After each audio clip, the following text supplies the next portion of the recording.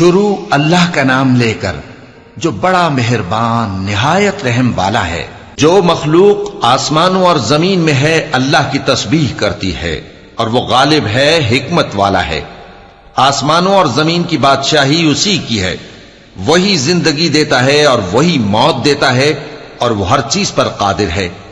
وہی اول اور وہی آخر اور اپنی قدرتوں سے سب پر ظاہر اور پھر بھی پوشیدہ ہے، اور وہ ہر چیز کا خوب جاننے والا ہے۔ وہی ہے جس نے آسمانوں اور زمین کو 6 دن میں پیدا کیا، پھر عرش پر جلوہ افروز ہوا۔ جو چیز زمین میں داخل ہوتی اور جو اس سے نکلتی ہے اور جو آسمان سے اترتی اور جو اس میں چڑھتی ہے، سب اس کو معلوم ہے۔ اور تم جہاں کہیں بھی ہو وہ تمہارے ساتھ ہوتا ہے، اور جو کچھ تم کرتے ہو اللہ اس کو دیکھ رہا ہے۔ آسمانوں اور زمین کی بادشاہی اسی کی ہے اور سب معاملات اسی کی طرف رجوع ہوتے ہیں۔ وہی رات کو دن میں داخل کرتا اور دن کو رات میں داخل کرتا ہے، اور وہ دلوں کے بھیدوں تک سے واقف ہے۔ لوگو، اللہ پر اور اس کے رسول صلی اللہ علیہ وآلہ وسلم پر ایمان لاؤ، اور جس مال میں اس نے تم کو اپنا نائب بنایا ہے اس میں سے خرچ کرو۔ اب جو لوگ تم میں سے ایمان لائے اور مال خرچ کرتے رہے ان کے لیے بڑا ثواب ہے۔ اور تم کیسے لوگ ہو کہ اللہ پر ایمان نہیں لاتے، حالانکہ اس کے پیغمبر صلی اللہ علیہ وآلہ وسلم تمہیں بلا رہے ہیں کہ اپنے پروردگار پر ایمان لاؤ، اور اگر تم کو یقین ہو تو وہ تم سے اس کا عہد بھی لے چکا ہے۔ وہی تو ہے جو اپنے بندے پر واضح آیتیں نازل فرماتا ہے تاکہ تم کو اندھیروں سے نکال کر روشنی میں لائے۔ بے شک اللہ تم پر نہایت شفقت کرنے والا ہے، مہربان ہے۔ اور تم کو کیا ہوا ہے کہ اللہ کے راستے میں خرچ نہیں کرتے، حالانکہ آسمانوں اور زمین کی وراثت اللہ ہی کی ہے۔ جس شخص نے تم میں سے فتح مکہ سے پہلے خرچ کیا اور جنگ کی، وہ اور جس نے یہ کام بعد میں کیے وہ برابر نہیں۔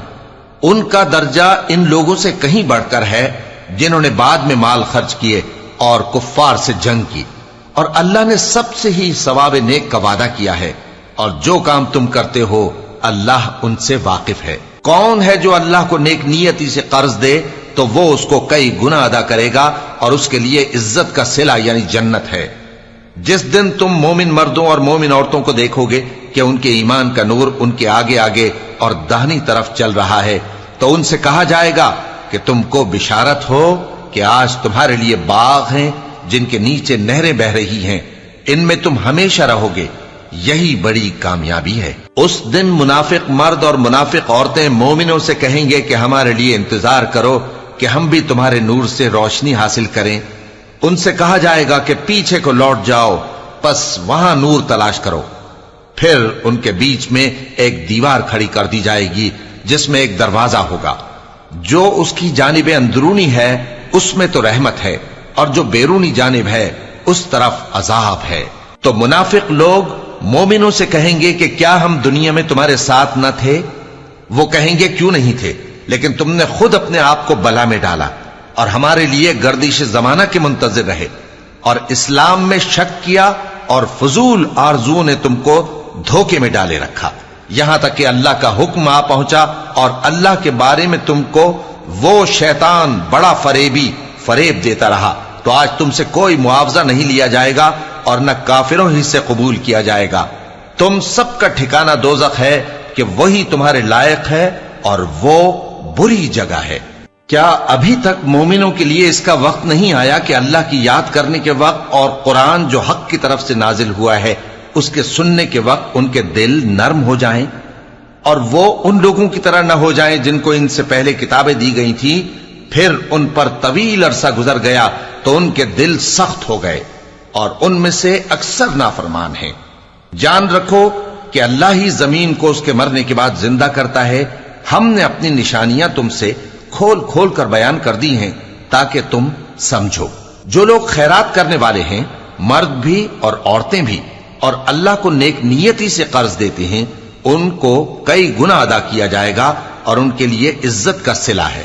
اور جو لوگ اللہ اور اس کے پیغمبروں پر ایمان لائے، یہی اپنے پروردگار کے نزدیک صدیق اور شہید ہیں۔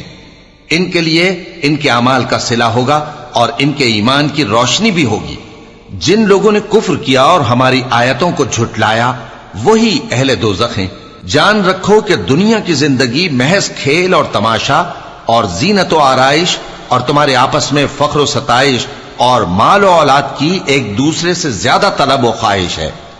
اس کی مثال ایسی ہے جیسے بارش کہ اس سے اگنے والی کھیتی کسانوں کو بھری لگتی ہے، پھر وہ کھیتی خوب زور پر آتی ہے، پھر اے دیکھنے والے تو اس کو دیکھتا ہے کہ پک کر زرد پڑ جاتی ہے، پھر چورا چورا ہو جاتی ہے۔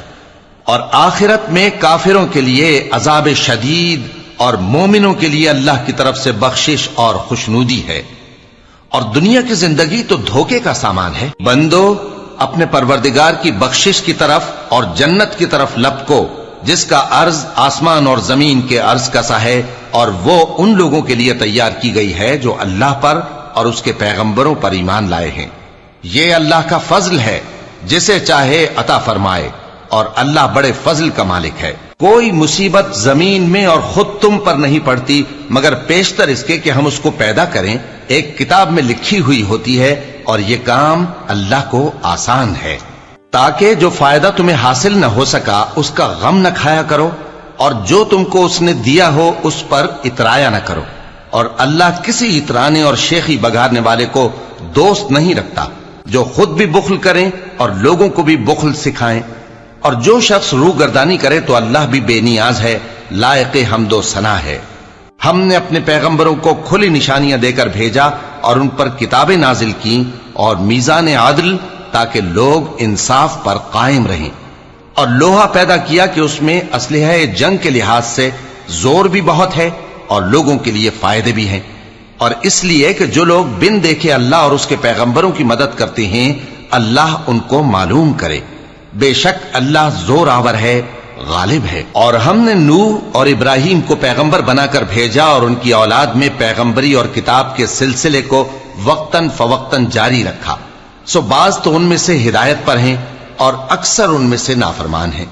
پھر ان کے پیچھے انہی کے قدموں پر اور پیغمبر بھیجے، اور ان کے پیچھے مریم کے بیٹے عیسیٰ کو بھیجا، اور ان کو انجیل عنایت کی، اور جن لوگوں نے ان کی پیروی کی ان کے دلوں میں شفقت اور مہربانی ڈال دی۔ اور ترک دنیا والی نئی بات تو خود انہوں نے نکال لی، ہم نے ان کو اس کا حکم نہیں دیا تھا، مگر انہوں نے اپنے خیال میں اللہ کی خوشنودی حاصل کرنے کے لیے آپ ہی ایسا کر لیا تھا، پھر جیسا اس کو نبھانا چاہیے تھا نبھا بھی نہ سکے۔